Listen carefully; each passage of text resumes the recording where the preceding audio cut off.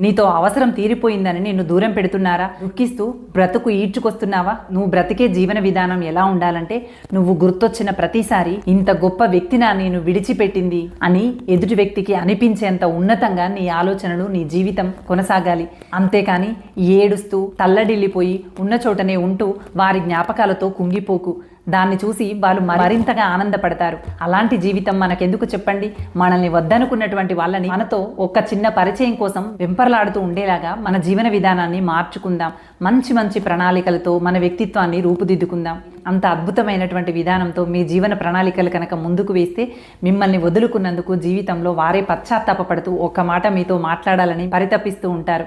అలా ఉండాలే తప్ప మనల్ని వదిలేసినటువంటి వాళ్ళని పదే పదే గుర్తు చేసుకుంటూ దుఃఖిస్తూ జీవితాన్ని తడబాటుకి గురి చేసుకుని తల్లడిల్లిపోతూ ఉన్న చోటనే ఉండిపోవద్దు. ఆదర్శవంతమైనటువంటి జీవితాన్నిగా నీ జీవితాన్ని మార్చుకునే సత్తా నీలో ఉంది, కాదంటావా?